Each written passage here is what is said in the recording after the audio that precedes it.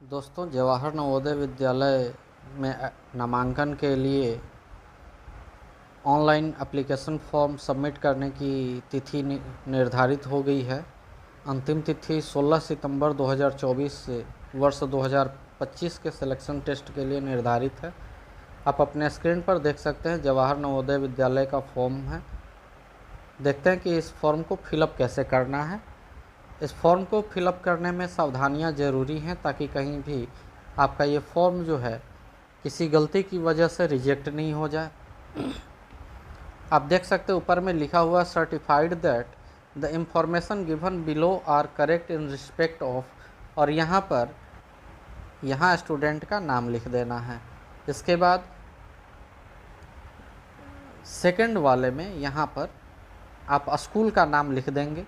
School का नाम स्पष्ट लिखना है ताकि सावधानी पूर्वक लिखेंगे, उसको पढ़ने में कोई दिक्कत नहीं हो।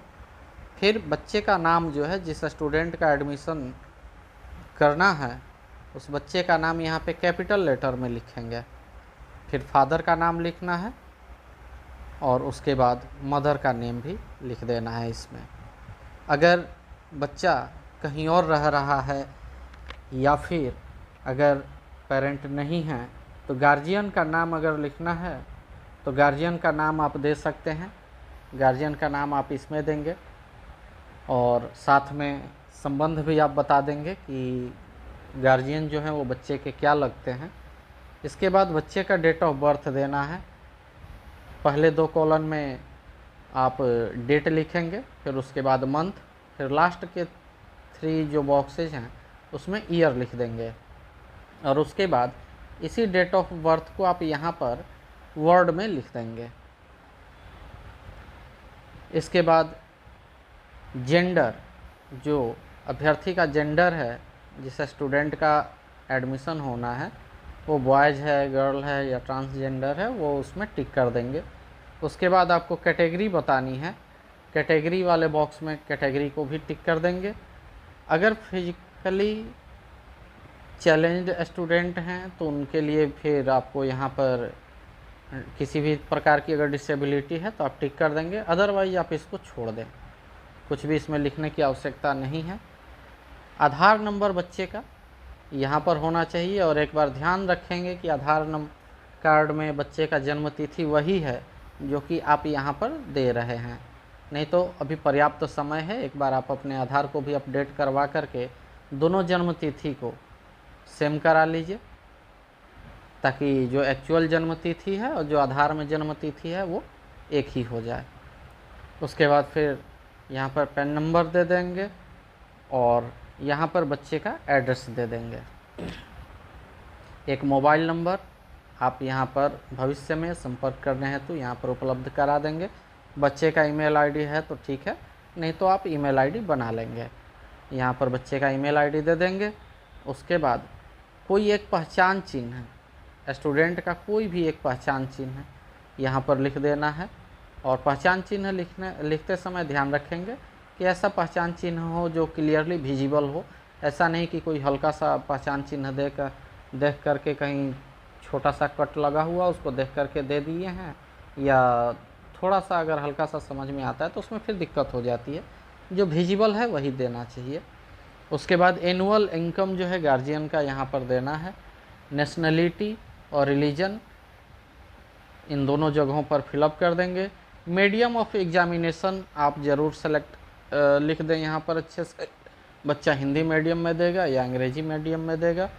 उसके बाद लास्ट 3 क्लास 3, क्लास 4 और क्लास 5 का डिटेल्स देना है, जिसमें कि पहले कॉलन में जो कि ये कॉलन रहेगा इसमें आपको क्लास 3 का, ये सभी में यहाँ से लेकर के यहाँ तक ये सब में जो है क्लास 3 का डिटेल्स रहेगा।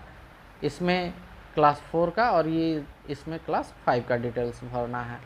तो इन सब चीज़ों को ध्यान रखेंगे।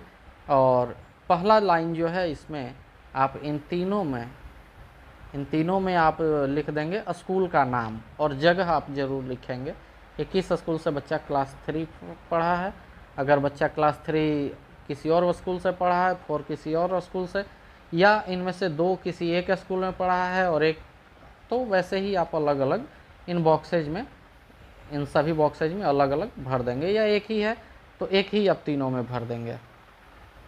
उसके बाद स्कूल लोकेशन, अगर बच्चा ग्रामीण क्षेत्र से पढ़ा हुआ है तो रूरल, और नहीं तो अगर अर्बन क्षेत्र से पढ़ा हुआ है तो अर्बन आप इन तीनों में मेंशन कर देंगे।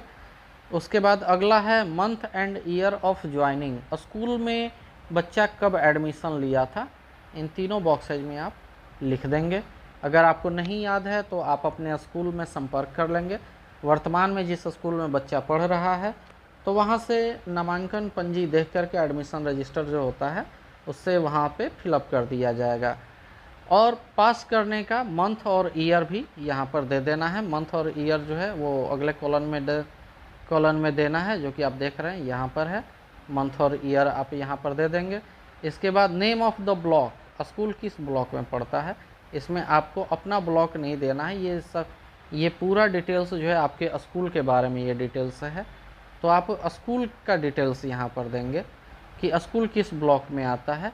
डिस्ट्रिक्ट यहाँ पर सेलेक्ट कर देना है, और उसके बाद नेम ऑफ द स्टेट, इसमें आपको अपना स्टेट लिख देना है।